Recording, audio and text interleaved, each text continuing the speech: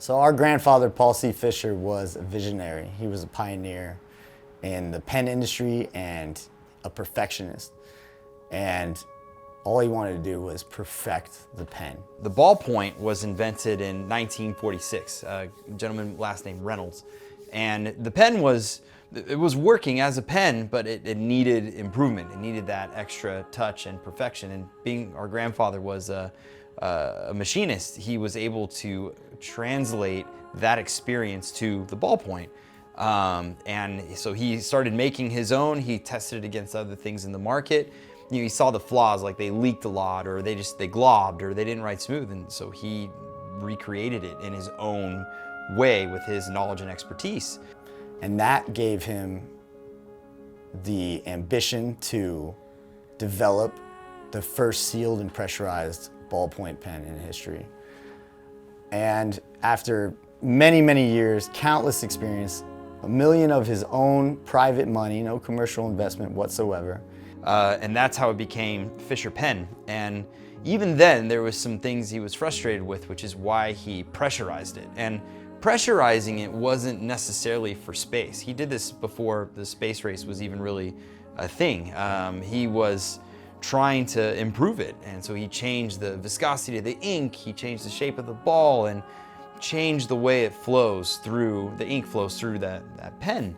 And so then it got to the point where he did make a pressurized pen, and Space Race came along, and he tried to reach out to them for a period of time. I think it was a couple years or something like that, until finally he got the call, hey, we heard you have a product that we might find useful in space. And you know, I could only imagine exactly what he said. It was something along the line of, I've been trying to get a hold of you. He developed the Fisher Space Pen. So having the privilege to go up on the zero-G experience and being able to utilize our pens in zero-G, just like the astronauts do, since they have since 1968, was an opportunity we just couldn't pass up. That was one of the most challenging things I think I've ever done in my life, and I'm so glad I did it. You can only imagine it. And not until you do it can you really connect those dots.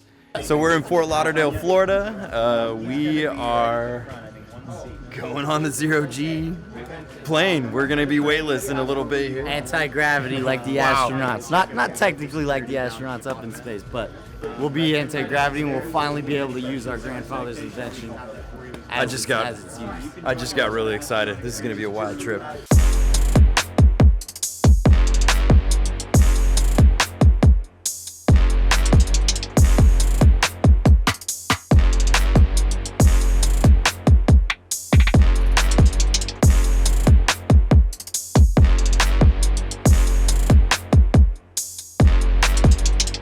Getting in the plane, the blood is boiling, just extremely excited and grateful that you have the opportunity to do this. And I get to do it alongside my brother, which makes it even better.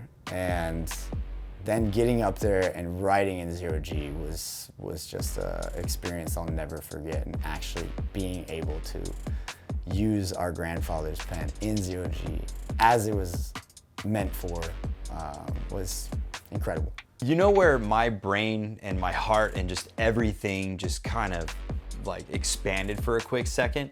Was when I let go of the AG7 in front of me and it was just suspended in front of me. And I said, oh my God, that's it. In zero-G, it felt the exact same. Like when the ball makes contact and you start dragging that ball at any rate on there. I think I wrote "Hi Mom" at one point, you know, and showed the thing. And it was at that moment, you know, I was scribbling with it, and it doesn't feel any different. Except for the fact that your whole body, your lungs are pushing up into your shoulders, and like your body wants to just kind of suspend in the air like this. And then all of a sudden you're back in this gravitational field, and you're just, you know, glad you have something to hold on to, I guess, you know. We are actually riding in zero gravity, which is mind-boggling. It's such an extraordinary opportunity. I think our grandfather would be very proud of where we've taken the company in recent years. Through the difficulty, through COVID, we succeeded and we survived. And we took care of all our employees who have been there, some of them have been there for 40 plus years. Held us as babies. It's incredible. We really have a beautiful family there. There's a pen for every market. There's a pen for every place you are. Like if I'm, you know, well, I mean, I was gonna say, like, I was a waiter for a long time, you know, when I was in college, and you know, my Fisher pen worked better than every other pen because, you know, there's messes everywhere, and it wrote through all those messes, but then it would walk away. People would take it with them.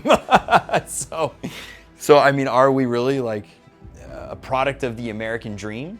Absolutely. Like, our grandfather started it from that screw machine company. He was, you know, Fisher Armory, and he built it up to what it was. And you really want to know something? His passion, he had two passions. It was this pen, and it was politics. Like, he ran for president against John F. Kennedy. You know, he won the New Hampshire primaries, for Christ's sakes, and that was his real passion, was people. And I think that's a lot of what politics, you know, that's what it was then, at least. It was for the people. And so, hell, man, I guess you're right. You know, it kind of is it's a part of the American dream. It really is.